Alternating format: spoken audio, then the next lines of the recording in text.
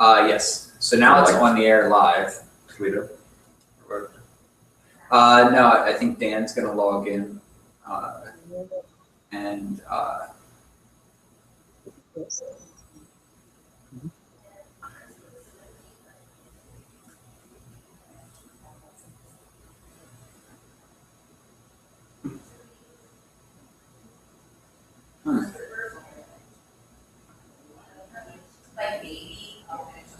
that might just automatically go at one. Oh. Okay.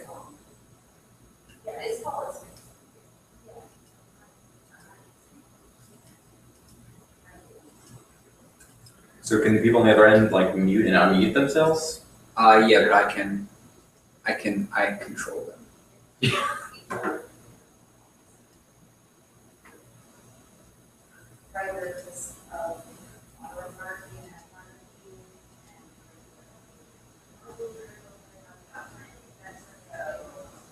Let's not do that.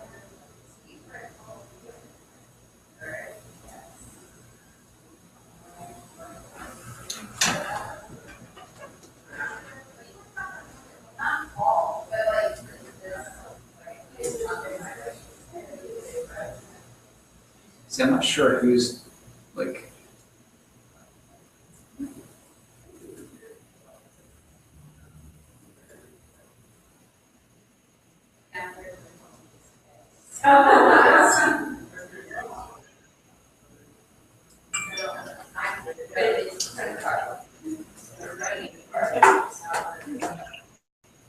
Think we could help or just fiddle? The biggest problem I think I'm facing right now is I don't know how to. For a while, I was on, like earlier when Tom and I were doing this, I was able to be on.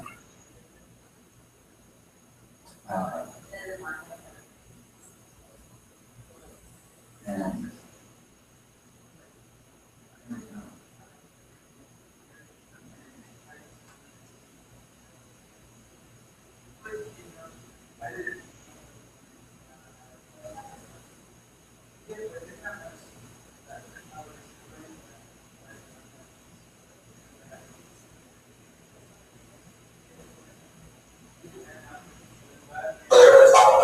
I was able to be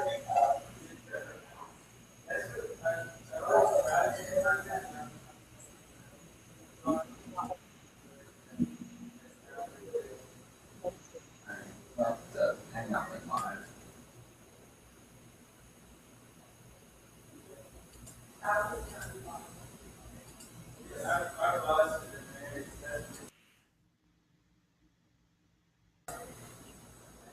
You guys hear me? Yeah. Okay. All right. Rally the troops? Sure. No.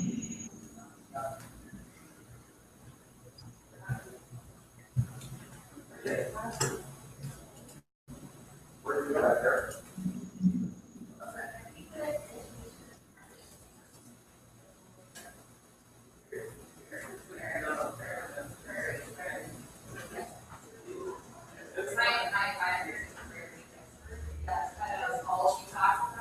We like how to read the paper during our fall class, where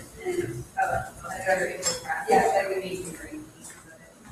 And it's good. I have the book and Hey, Tony. but she was like, I read our reflection. I was like, I really like this. Is really good. And she was like,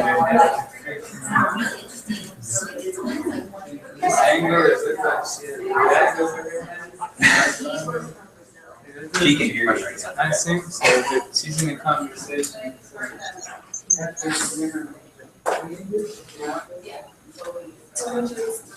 I'm not being good, I'm not just having a conversation. yeah. He's ready to get down for us. Yeah. Your personal life. Oh, I thanks. guess I can't. Watch that. We're all offering for all. That's why I can never Skype because my face is in it. Go back to back, it was Michael and Kelly. Hello. They go back by talking. Really? Yes. Let's go for coffee.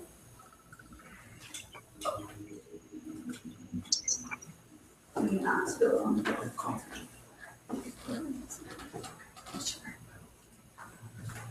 Alright. Hey, it's me.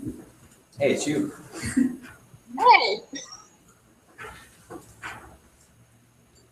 Alright. Look at all the boxes. Yep. Hi, Kelly. Hi, Ashley. How's your new apartment? It's awesome. Here's a little tour of our room. Boxes. That's about it. To it. Alright. I'm trying to figure out how to change our screen so we don't have to look at you the whole time, Oh, come on. or we don't have to look at ourselves the whole time. And then we just go like a split screen. Oh, what just happened?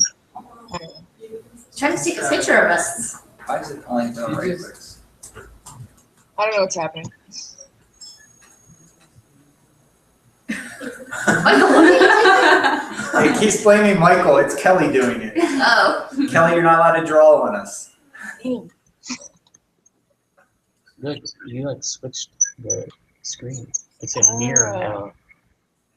All right, well, I'll figure something out. What in the world's happening? Right there. Oh, thank you.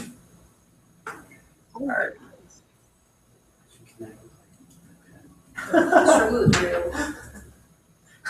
It's lying. What's happening?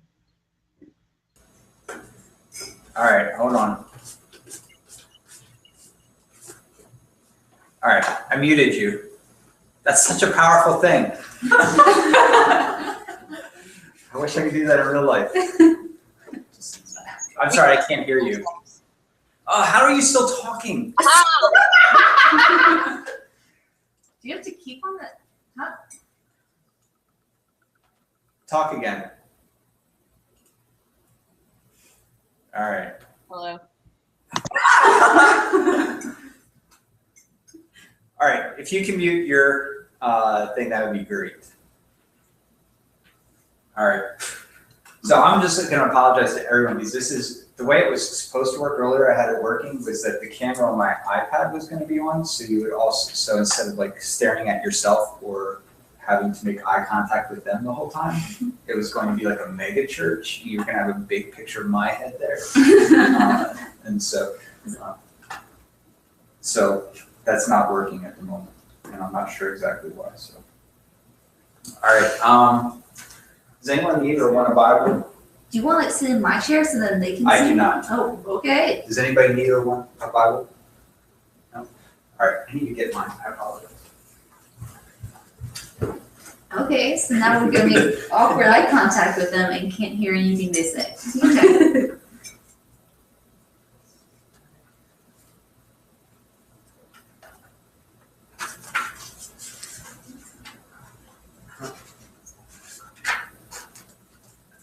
All right, so we're in John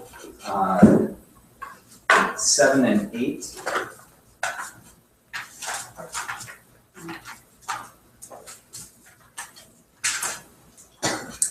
And if you guys want to unmute yourself, you can if you have any questions. But I just want to open the floor first before I jump in if anyone had any questions about John 7 or 8. So I know everyone here probably has not read, so I have something that I want to talk about, but if I wanted to open the floor in case someone wanted to ask something specifically. In John, like 45 to 52, they're talking about how Jesus is not the Messiah because he's from Galilee and not Bethlehem. Okay. Why was everyone under the impression that he was not from Bethlehem? I guess that's my question.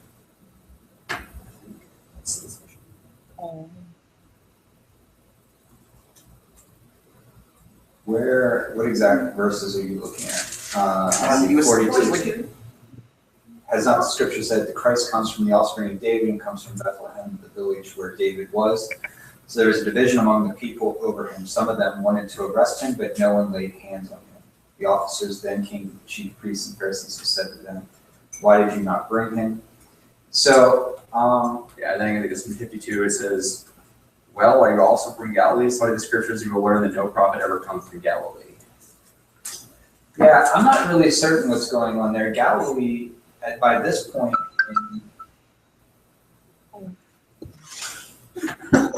Oh, sorry. the great thing is you can't see me glare at you. Someone's messaging us.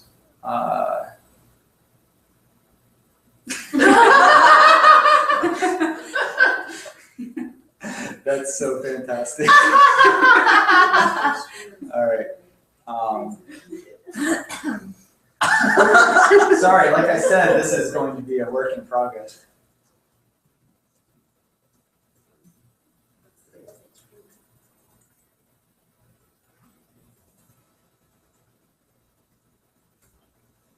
All right. It's like a ventriloquism. All right. Now they get it. Okay. So, but by this time in first century, Galilee was like the place if you were a learned Jewish person. So if you were teaching or you were interested in studying, Galilee was like the primary place. So it is kind of an interesting thing with like the nothing good comes from Galilee or Nazareth, or which is in the Galilee, or that the prophet wouldn't come from Galilee. I'm not really certain here. And things I've read about it also kind of leave it as kind of a strange conundrum that John has people here questioning because of Bethlehem, which we know according to the other gospel writers that Jesus is identified with being born in Bethlehem. So it's a great question. I don't have an answer. Okay, it's kind of odd. Anybody have any thoughts about that, or any questions, or any ideas about why that says that? Maybe you've read something I haven't. My Bible lists Psalm 89:3 and 4 plus Micah 5:2 and verse 42. Okay. I haven't looked them up yet. Well, I think that those are just the prophecies around where from the shoot of Jesse and from the line of David and all of that. I think that's probably what those are looking at, but I'm not certain. Any other questions or thoughts about that section? Michael and Kelly, if you guys have a question, you guys can just type like a question mark or something in the chat, and then you can.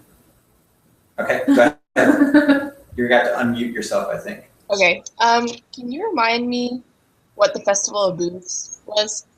Yeah, so the Festival of Booths is Sukkot, which is the end. It's around the time of the harvest, and so they would go out and build the booth in the field, and they'd sit there, and there would be a three-sided booth with a small top on it, so that they could look out over the harvest. The beauty is that in this section where we have Jesus at the Feast of Booths, and this is where he kind of stands up in the temple and says, "I am the living water," right? You can imagine a scene with millions, probably 1 million people at the temple, because this is one of the few festivals that you were required as a Jewish man or Jewish family to attend in Jerusalem. So there's probably 1 million Jews here. And at one point in the festival, which I would imagine is at this moment, the priest walks through the temple courts, goes down to the Pool of Siloam, which you've all read earlier in this gospel, right? Goes down to the Pool of Siloam and takes water out and brings it back in these pitchers and pours it at the base of the altar and prays and asks God for rain, i.e. living water. And at this moment, Jesus stands up in the midst of all these people and says, "I am the living water." I mean, this is a huge moment that we miss because we don't know what's going on in the Festival of Sukkot. We're not familiar with Second Temple Judaism. So here's this picture where not necessarily the high priest, but one of the priests goes and gets the water from the Pool of Siloam, brings it back, and I can just imagine it's quiet as he's getting ready to pour out the water, and just imagine Jesus standing up in the midst of that saying, "I am the living water," which is why it causes quite the stir when he does that in this scene. So what was did you have another question other than just booths? No, I don't think so. Is Sukkot the same month as Yom Kippur and Rosh Hashanah? Are you talking about the same, Jewish month? I don't think so. I think that they might be, but I think it fluctuates. And I want to say Sukkot, it's either the month right prior or the very beginning of that month. It's all right close together within a few weeks of each other. Okay, I thought Sukkot they lived in booths because that was what they did coming out of Egypt. Well, there's a whole bunch of tradition that goes around with it. One, it's the harvest, so they would sit out in the field and watch the harvest come in and count their blessings for the harvest.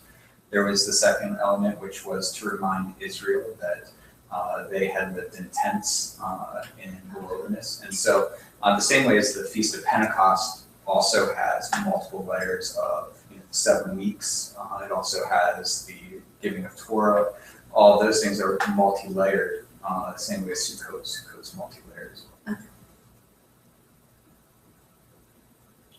So any other questions in this section or thoughts? Yeah, go ahead. I'm looking at you. You can't see that I'm looking at you, but I'm looking at you. Go ahead and ask your question like Lori does.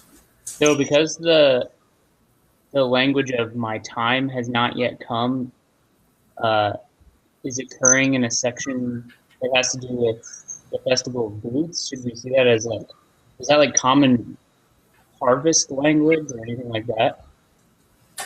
I don't think it's a common harvest language, but it's common for John. John uses that language or attributes that language to Jesus frequently. That my time has not yet come. We see it with the brothers encouraging him to do a sign. We see it with Mary trying to encourage him to turn the water into wine. And so that language of my time has not yet come is pretty consistent and happens multiple times throughout the text. So John seems to really want us to have that sense of that there's a specific moment or event that's going to be the catalyst for whatever this moment is, which obviously since John spends 2/3 of his gospel in the Passion Week, it's the cross, it's the encounter of the cross and the resurrection that I think John is pointing us to. He's trying to build up some level of anticipation of the crucifixion. So. Anything else? All right. Anybody else have any questions about this section? All right, so the section I want to look at is the woman caught in adultery. And I think that that's an interesting section because, one, the language doesn't match John. In fact, a lot of scholars have actually, if some of you might even, depending on the Bible that you have, might even see that this section has been put at the end of Luke instead of in John, because the language is almost completely consistent with Lucan language. The way he sets up the scenario, the way he resolves the problem, the conflict. John, I believe this is the only time that we see John talking about Jesus being tested, but we see that in Luke and we see that in Mark. And so there's this really interesting piece that's kind of like just dropped into the middle of the text. And if you guys notice, I would imagine every single Bible has a footnote of some sort that says this is not in the earliest manuscripts. And so they think that this is added later, out of tradition or what have you. But it isn't in the oldest manuscript. So how many of you guys are familiar with the story of the woman caught in adultery? Okay. So what are some of your presuppositions about this? Talk to me a little bit about what's going on in this scene. Somehow she's caught in adultery and they drag her naked through the streets to Jesus. He's kind of like doodling in the sand. Some people make a lot about that. And he tells the person, like, she's supposed to be stoned. And he says, Are you just reading the story? So look, I'm reading the story. I'm chapter But 14. what presuppositions do you have? Presupposition? Yeah, like, okay, so we all said we're familiar with the story. She's born out of a married man, I guess. Okay, Or maybe she's married. all right, what else? It's a test of Jesus. how is it attested Jesus? Traditionally, it was because traditionally it was a death sentence, but really those death sentences were not often carried out. So they're trying to see if he would relax the law or uphold it and be a tyrant, right? Right. If he went through with it, then he's a tyrant. If he doesn't go through with it, then he's not following the letter of the law. Right. So let me pull from you real quick the tyrant language, because not everyone here would be familiar with that. So in Jewish tradition, a person who was in charge of administering judgment, so judges or high priests or what have you, people in power, the tradition was that if you put one person to death within 70 years, within a 70-year reign, you were a tyrant. So I don't know about you guys, but growing up in the church, I often heard about how Israel was able to put you to death for misbehaving, that Israel could put you to death for about 750 things. But the truth is that within Judaism, a sage, a judge, or what have you, a ruler, that even exacted one death penalty within a 70-year reign was a tyrant. Okay? So the argument or the idea is that rabbis by 2nd and 3rd century CE, so a couple hundred years after Jesus, they had to, before they could become a rabbi or a judge, they had to be able to argue 200 ways that it was okay to eat a reptile, which is unclean. And they also had to be able to argue 200 ways in which it was against Torah to eat a reptile. And the reason is that they had to be able to argue for everything. And the idea is that the whole point of Torah, the whole point of the scriptures, is to give life, not take life. And so you had to be an expert at arguing for the fullness of life for others, or to benefit the life of others. So your comment about tyrant, then it kind of plays into that they were seeing if Jesus would declare that this woman should be put to death, and maybe have something. So is that fair? Yeah. Okay. What other things do you guys have in mind?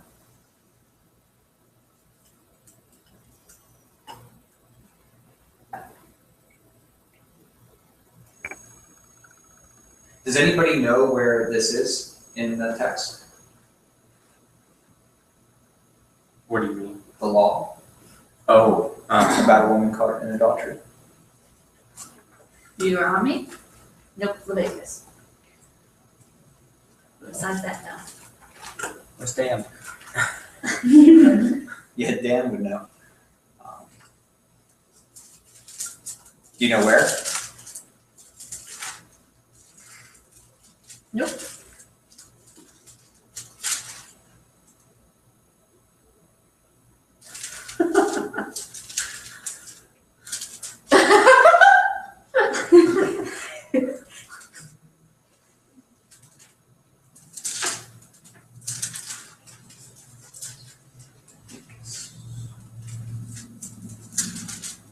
I make people find stuff in the Bible.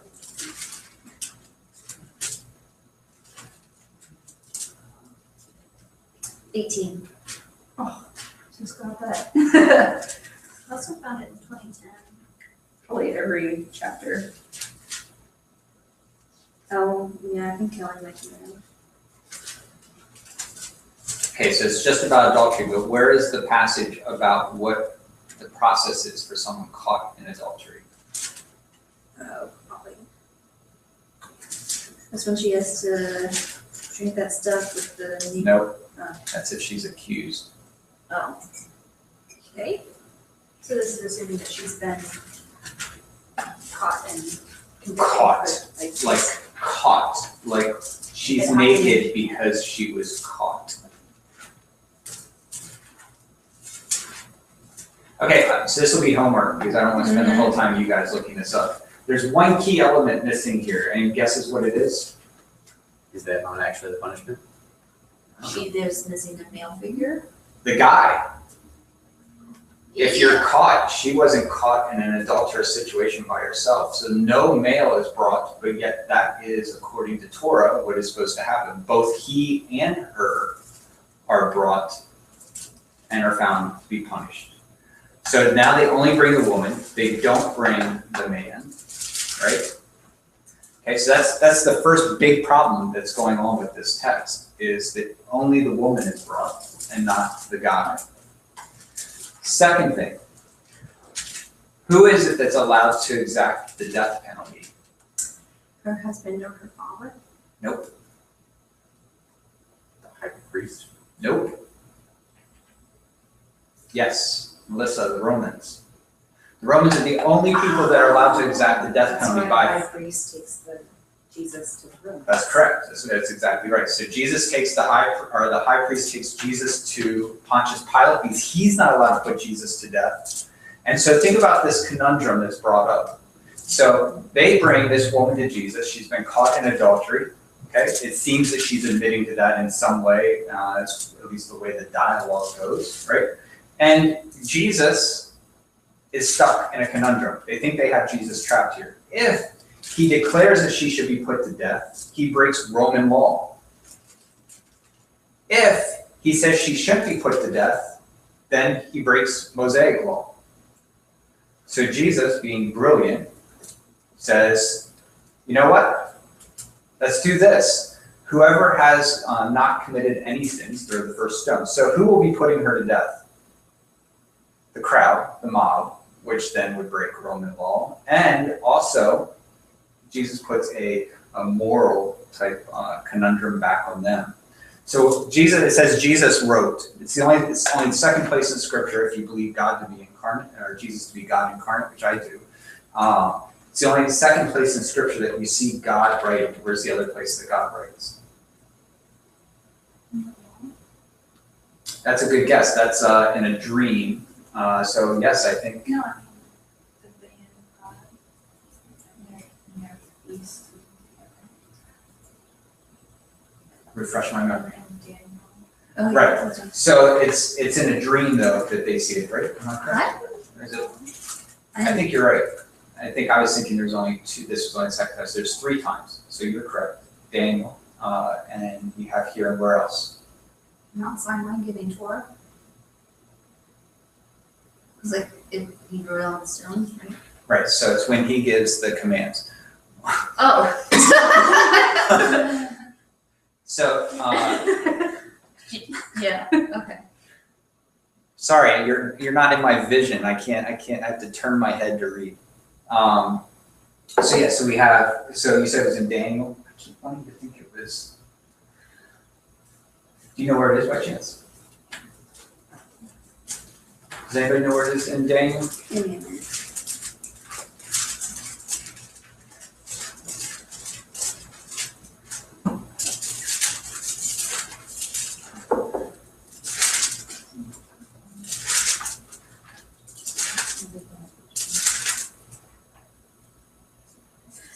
Chapter 5, Can you read it? starting at verse 5. Well, I'll start being. King Belshazzar made, so 5:1. King Belshazzar made great feast for 1,000 of his lords, and he was drinking wine in the presence of the 1,000. Under the influence of the wine, Belshazzar commanded they bring in the vessels of gold and silver that his father Nebuchadnezzar had taken out of the temple in Jerusalem, so that the kings and his lords, his wives and his concubines might drink from them. They brought in the vessels of gold and silver that had been taken out of the temple, the house of God in Jerusalem, and the king and his lords, his wives and their concubines drank from them. They drank the wine and praised the gods of gold and silver, bronze, iron, wood, and stone. Immediately the fingers of a human hand appeared and began writing on the plaster of the wall of the royal palace next to the lampstand. The king was watching the hand as it wrote, then the king's face turned pale and his thoughts terrified him. His limbs gave way, his knees knocked together. The king cried out loud to bring in the enchanters, the Chaldeans, and the diviners. And the king says to the wise men of Babylon, whoever can read this writing and tell me its interpretation shall be clothed in purple, have a chain of gold around his neck, and rank third in the kingdom. Then all the king's wise men came in, but they could not read the writing and tell the king the interpretation. Then King Belshazzar became greatly terrified, and his face turned pale, and his lords were perplexed. The queen, when she heard the discussion of the king and his lords, came into the banquet hall. The king said, The queen said, O king, live forever. Do not let your thoughts terrify you or your face grow pale. There's a man in your kingdom who is endowed with the spirit of the holy gods. In the days of your father, he was found to have enlightenment, understanding, and wisdom like the wisdom of the gods. Your father, King Nebuchadnezzar, made him chief of the magicians, enchanters, Chaldeans, and the diviners, because an excellent spirit, knowledge, and All right. understanding. Is there any place else that it actually talks about the word? Maybe when Daniel interprets it or something. Yeah. 24 says, then was the part of the hand sent from the presence of the Amplified Bibles of the Most High God, and this writing is inscribed. As written. And then they tell Carson, numbered weight divisions. So we have at the scene of Mount Sinai, we have God. He only actually writes in the rocks one time. Do you know whether it's the first set or second set? First. Is that a guess, or do you know that to be true? I don't know that to be true, but that's what I had thought was true. And so we see God writing on the commandments. We see this with Daniel, and then we see here Jesus writing in the sand. Anybody have any guesses about what might be going on, like what might be being written in the sand? I just thought it was just a line. What's that? Like in this story? Yeah. I thought it was just a line. Like he drew a line in the sand? Yeah. And said cross this. Yeah. Nice. Anybody else? I've heard lots of different things. I've heard like he wrote their sins down, that he was writing their names. Anybody? Does the material matter? The dirt or the earth? You mean sand, dust?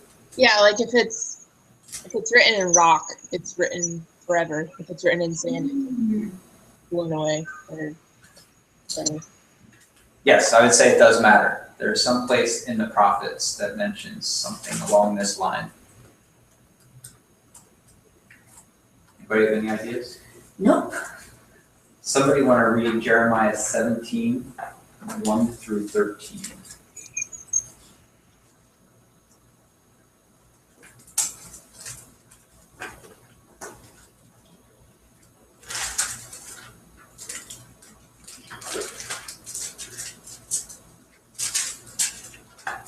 I can do it. Thanks, Tessa.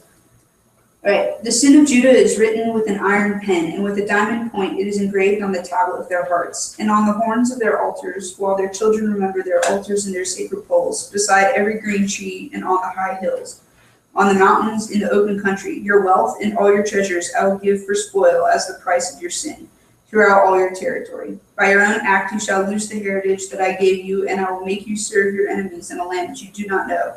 For in my anger a fire is kindled that shall burn forever. Thus says the Lord, cursed are those who trust in mere mortals, and make mere flesh their strength, and whose hearts turn away from the Lord. They shall be like a shrub in the desert, and shall not see when relief comes. They shall live in the parched places of the wilderness, in an uninhabited salt land. Blessed are those who trust in the Lord, whose trust is in the Lord. They shall be like a tree planted by water, sending out its roots by the stream. It shall not fear when heat comes, and its leaves shall stay green. In the year of drought it is not anxious, and it does not cease to bear fruit. The heart is devious above all else. It is perverse. Who can understand it? I, the Lord, test the mind and search the heart, to give to all according to their ways, according to the fruit of their doings. Like the partridge hatching when it did not lay, so are all who amass wealth unjustly. In a midlife it will leave them, and at their end they will prove to be fools. O glorious throne, exalted from the beginning, shrine of our sanctuary, O hope of Israel, or Lord. All who forsake you shall be put to shame, and those who turn away from you shall be recorded in the underworld, for they have forsaken the fountain of living water. God, the Lord. All right, does anyone have a different translation for verse 13? What translation did you have? Mine is NRSV, I think. NRSV? What chapter? 17, verse 13. Someone else is here. CJ! CJ.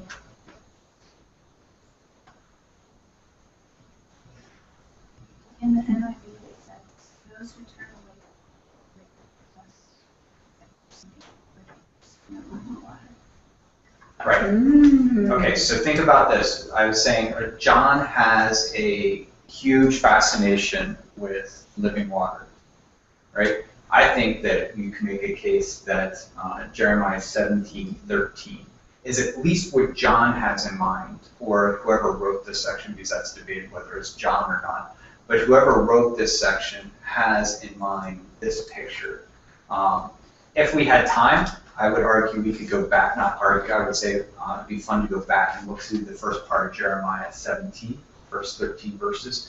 And I would be able to show you a bunch of different connections why I think that verse 13 is what maybe Jesus is writing. Either he is writing their names in the dust to do that, or maybe he wrote down the actual passage in the dust. He was actually writing out that section of Jeremiah. Any thoughts or questions about that? I just think it's interesting that this translation takes the same word that's translated as dust in the other translation that's underworld. This is where it's really, again, and Tessa, you know this, you've been around, that it's so significant for us to do word studies and to learn to use the polyglot and stuff, because so many of these words, and to use an example would be like hell in the New Testament is Gehenna. There's also a Hebrew word Sheol. There's also Hades. All these different words that have very drastically different meanings that we all make one single English word. So it's really important for us to make sure that we're looking at the Greek or the Hebrew in this instance in the Jeremiah passage. It might be the Aramaic in Jeremiah, I'm not positive. So, any questions or thoughts about that? So what do you guys think about Jesus' response to the woman? What does he say to her? Sin no more. Before that? You make them. Where are they? Has no one condemned you? Right, so no one has condemned you, including Jesus, right? Neither do I condemn you, right? This is such a really significant story. Is why, you know, even though it's not in the oldest manuscripts, it's one of my favorite sections of the text, because we tend to be much more about who we condemn and who we wag fingers at, who we point out flaws, mistakes, errors, sins, whatever. And I think it's really fascinating. So here's this woman who couldn't be any more guilty than she is. She is still naked from being caught in an adulterous act. Yet, with everything that Jesus could point to very easily to condemn her, even though the male was not present or the other person was not present, doesn't mean that Jesus wouldn't have had a right to at least wag his finger at her. Instead, he turns the tables. The condemners, he turns around, and ultimately, I would argue, he ends up condemning them. Right? He points out their hypocrisy. He points out the flawed way of thinking that they have about trying to seek this woman. Because really, at the end of the day, they didn't even care about her. They were more so caring about trapping Jesus. And I just think that it's a really significant moment that Jesus is demonstrating something to us that I think that the church fails to do too often, which is take a step back from the condemning, take a step back from the finger wagging and the yelling and pointing out, and instead think about what it is that we are supposed to be doing. What do you think that Jesus ultimately was trying to achieve here for this woman particularly? So I get that first and foremost he was winning a trap, so to speak, but I think ultimately he had this woman in mind. What do you think his hope was for this woman?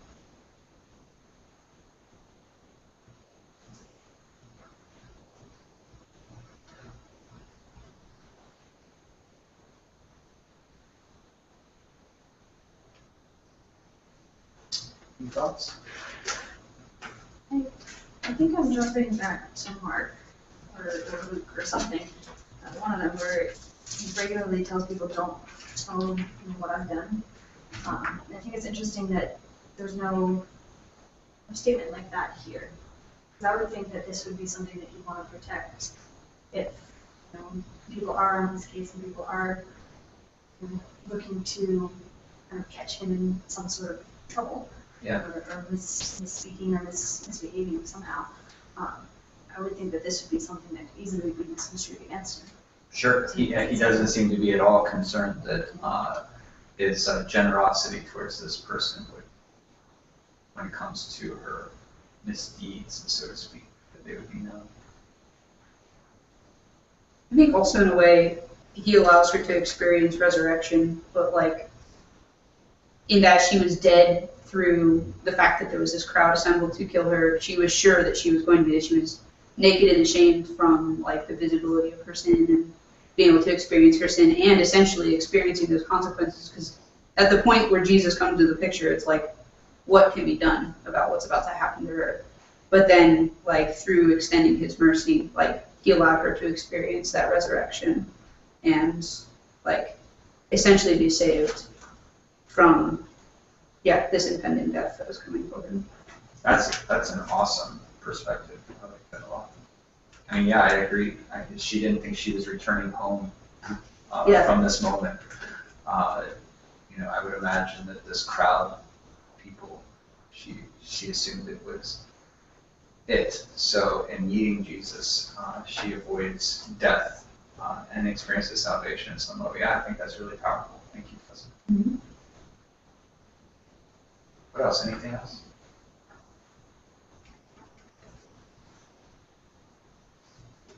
I think it demonstrates a consistency that I've seen of Jesus throughout the Gospels also, is that when it came to the religious leaders, the scribes, the Pharisees, the lawyers, the priesthood, Sadducees or Pharisaic, it doesn't matter. When it comes to those people, he really holds their feet to the fire. Because those people have power over the everyday person. And so he has no problem pushing back on them and condemning them. But the person, the everyday person that isn't in a position of authority or power within the structure of Second Temple Judaism, he seems to always be more concerned with making sure that they experience life and life-givingness. Make up words here. That they're experiencing that they're not, that it's, when you see Jesus wag fingers, can you guys think of any example where Jesus wags his finger at someone that's not a religious leader? Other than his apostles, because they're not religious leaders at this point. I mean, off the top of my head, I can't think of a single instance. I only see him do it, and this is where I think sometimes we get in trouble. This becomes okay for us because we make it about Judaism as opposed to religious leaders. Jesus was confronting the people that were the leaders within his faith system, not a different faith system. I think sometimes in our dualistic thinking of Christianity and Judaism, that we separate them so far from one another that we think Jesus is wagging his fingers at Judaism, when I would argue Jesus is wagging his finger at the religious leaders of his faith. And so that's who he challenges, that's who he chastises, that's who he pushes back on. He tells them all the time, your yoke is heavy, and you don't even lift a finger to help anyone carry that yoke. He tells them that they're misapplying the text when it comes to Sabbath understanding.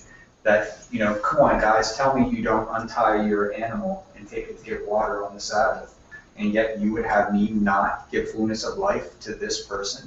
And so Jesus is constantly pushing back on the application or the interpretation that the leadership was using for studying Torah or studying the Hebrew text. And he's constantly pushing back on that. When he has the opportunity and confronts a blind man, who his apostles say, what did this blind man do wrong?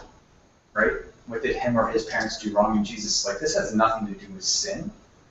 Right? And Jesus pushes back on these types of things and blows up some of the social constructs that have been developed that keep people on the perimeters and on the outsides. And I think it's really fascinating that we see this here. I mean, there's no bigger, I would argue, egregious moment in the text than this one right here, where Jesus would have every right.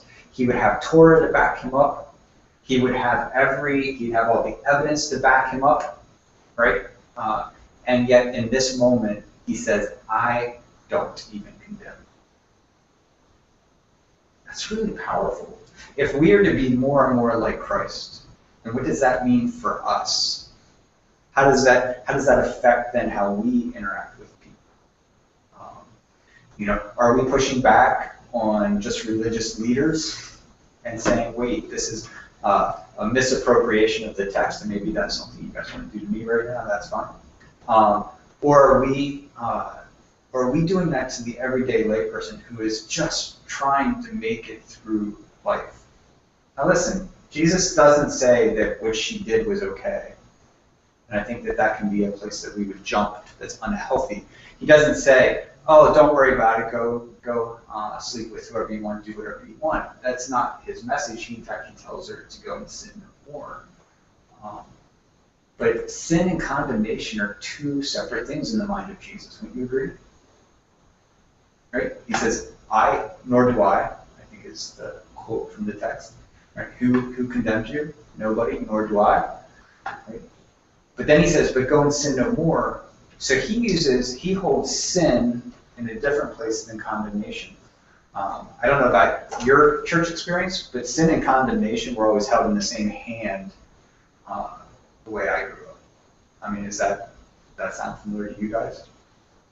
Yet Jesus seems to hold these two not opposed to each other, but in separate hands, and he's able to say, I don't condemn you, but you also need to stop this behavior. So what do you think the implications are if we begin to become more and more like Christ in that appropriation of condemnation and sin? What do you think happens? How does that affect how we behave around our neighbor, or behave around coworkers or family members? What do you think? Any thoughts?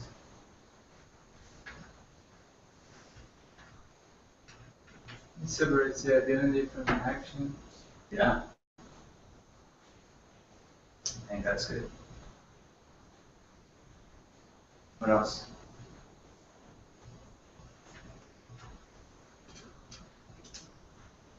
We probably we're too quick to judge people. Say that again? We're probably too quick, as a whole, people are probably too quick to judge other people, and not even think about taking a step from one to the other. Yeah.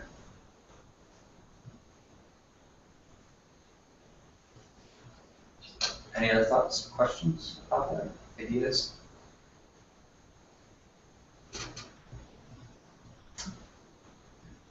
You guys? Anybody online? Any questions or thoughts about that?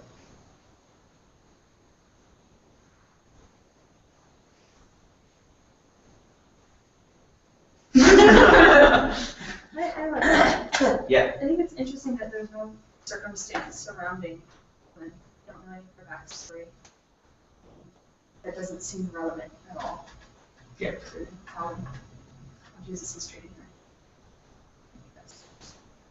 Oh, I see what you're saying. So like the fact that even Jesus, she's naked, so we have no idea if she's wealthy.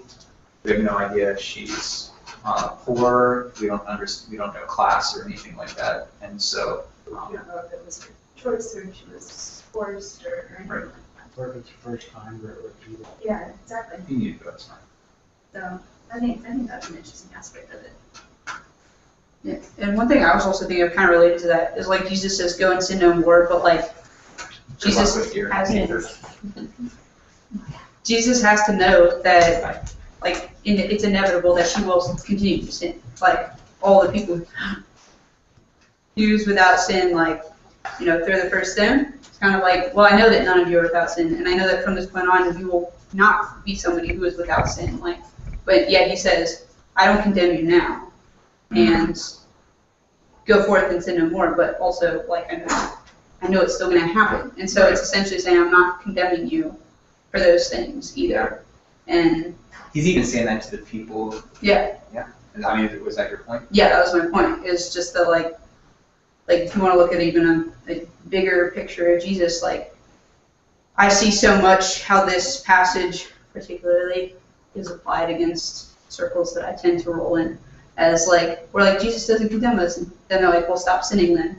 They're like, well, we're not. And Jesus condemns you because you are refusing to stop sinning. And it's like, but I don't think that's what Jesus is saying. It's not like a one-time deal kind of thing. Like Jesus is saying, nor do I condemn you at any point. And like obviously me, us in this room, and the people on the other side of that argument have different viewpoints on what is and is not sin, but it's still like you have this continual lack of condemnation because Jesus knows what's going to happen from that point forward too. Yeah. So it's kind of like an encouraging way to look at it, and kind of like I feel like until like kind of that thought had formed, I'd been kind of looking at it backwards, like, we'll go forth and sin no more. But it's like, how can that possibly be something that she does? Right. So, You said some of the past, present, and future sins are all some of the First John or something like that. Where is it in the book? As a perspective, somebody given, but makes sense. Yeah, I think Jesus, so one of the things that is so complicated for us in what Western evangelicalism has become is that we become a religion built on sin management, right? I mean, that's the goal, sin less. And most of the time, if you walk into churches, you know you're going to get a sermon on sin in some way. And that's so counter to what the religion was in Jesus' day. Jesus' day, it wasn't about, sin wasn't the most important thing. It was honoring God was the most important thing. And when we sin, we don't honor God, right? And so those two things oftentimes come hand in hand, but at the end of the day, it's about honoring God, not about sin. And we've shifted the focus. And we've created this system that you can check all the right boxes, never honor God, but never sin, right? And we're missing it, because at the end of the day, the whole point of what we see in the Gospels, the whole point we see, I would argue, in the totality of Scripture, is that God has a covenantal relationship with his people in order for him to take care of them like a parent would. And then in order for us to honor our Father, like the Scriptures say, and to return that honor to God. And that's what's important. The sin part is something that we've kind of cultivated later in the history of the church. And it's really, I think it's been detrimental because it's led to a lot of finger wagging, it's led to a lot of polemics, a lot of anger and rage and violent language and violent acts and behavior. If you think about it, if your role in life is to honor God, where would that fear-mongering come out then? Like, how would there be fear-mongering and how would there be anger and violence and polemics if your role on earth is to honor God? I just think it's way more complicated, and you have to be way more convoluted in your interpretations of the text in order to do that. Any thoughts or questions before we wrap up? Baker Trap, CJ. So good to see your face, CJ. She knows she's like muted and we can't hear her. Yeah, probably. She seems to be pretty computer savvy. Ouch. Yeah. At least I can't hear her laughing at me. So do you guys have any questions? Nope? Okay. Mark, would you be willing to lead us in the doxology? Sure. What is the first bit? Praise. Praise. Praise God from whom all blessings flow. Praise him, all creatures here below. Praise him above, ye heavenly hosts. Praise Father, Son, and Holy Ghost. Amen. We need a few more people that like their singing voice, so they sing out and belt that. Any prayer requests? Obviously for the Baker Traps and for CJ with getting acquainted, or in CJ's case, reacquainted with space. Any other prayer requests, guys?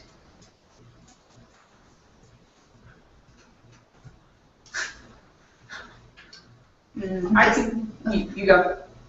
No, I was supposed to say something about that. You go. Just that I can get out of my parents' house in a reasonable amount of time and find roommates so that I can leave.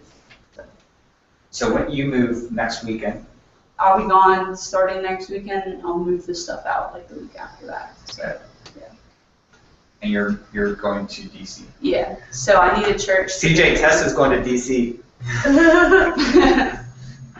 So yeah, I need a church to go to. I need roommates, and it'll just be an interesting summer. Kind of seeing. It's always an interesting summer with my mother, so and my dad recently. Yeah, it'll be fun. I like how it's like all this trepidation, and then you end with, it'll be fun. It'll be a learning experience. There you go. That's how I'm trying to look at it. Any other prayer requests? No, you guys got anything going on this summer? She's got a month to do her PhD, and I'm starting my job on Monday for a couple more transitions. I can't, it's like fast enough on them. Oh, thank you for recording it. She, her last month, Cassie, last month of her PhD's coming up. And you're transitioning jobs? Yeah, I'll be out for a couple months, so hopefully I can set up something real crazy. I'm at home, it's not always ideal, so. You come over here and hang out with me. It's good or something. We can go running or something. I need to When stop do you running, run? so sounds good. I'm get headed back. Yeah, well, I don't need it very heavy. I don't like running, so we can meet in the middle. There you go. Perfect. Anything else, Tony? How's things going at work? More significant changes, I think my boss has been trying to figure out with the higher ups what they haven't thought about and planned, so they can start doing that, or we can tell them Yeah. what to do. But, I mean, we've got to vacate portions of our building and move to another section by end of the summer or something.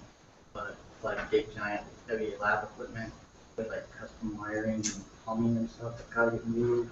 Oh, that sounds so fun. And doors have to be widened for it to even fit. So Okay. And how much of that is going to add burden to your life? it depends on what they actually do with the big stuff. If they Okay. get rid of some of it, we have to change a lot of our code to handle that. Okay.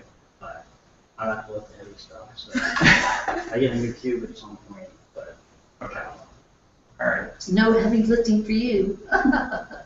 No, this is where the company comes in and moves it and resets it up. Sure. Is everything okay with your servers? Or is it they just? Yeah, I think they were doing construction on the first floor of the building, so they were like, yeah, we'll just shut off power for the first and third floor, because nothing important on the third floor except for all the servers, the Ethernet machines. Nice. They just, yeah, hopefully it doesn't happen regularly. And Kelly, did you guys find a new office space? Yes. You did. Okay. With no windows. Excellent. So you need a happy light. Yeah. Yeah. Tana and Malcolm are both not feeling well, so, and Franklin. Did I say Tana and Malcolm? I meant Tana and Franklin. Oh. Evidently, I think of Franklin as my child. Well, interesting. Looks like the bigger traps. You guys need jobs, no luck yet? Not yet. CJ, how's things going? Did you start your job yet? No? When do you start? You start Monday? Yeah, I start tomorrow. Nice. And is that like Monday through Friday, 8 to 5 type stuff? Yeah. Nice. All right. All right, if there's nothing else, You good? what's that? Are you good? Am I good? Conan all of us is. Yeah, honestly, this is a rough. I'm such an emotional person, and everyone leaving is really tough on me. I just want to lay in my bed and not get up. So right now I'm gonna get teary eyed just thinking about everyone leaving. So this is a bad town for my type of personality. In the same sense, though, I think it's also a good town for it because people are here for a short period of times, and I think one of the things that I can do is make people feel loved in a short period of time while they're here. And so I think we create a space like that. But that also makes me really sad when people like those on the screen here are not present with us. Though I did see the bourbon on my desk, thank you. So yeah, I'm good other than that. We're traveling next week. So I'll be in Rochester speaking for 3 days. Tom and Malcolm are going to be with the grandparents. It'll be great for Malcolm. He's excited about that. And Tom, well, I guess just for the grandfather. Tom's mom's out of town. So I'm not looking forward to driving a car for that long because I hate driving cars. So I can use some prayer for that. Well, that's it on my end. All right, guys. You guys online will have to let me know how this worked. Okay. I think I need to make a couple tweaks on our end, but once I figure that out, I think it'll be good. So. Cool. Are we doing this for Bible study? Sure. Sure, we can do that. It'll probably set up slightly different, but yeah, we can do that. Kelly just wants to ask the best questions. No. All right, guys. I'm gonna cut you off. See you soon. Bye. All right, bye. Bye, everyone.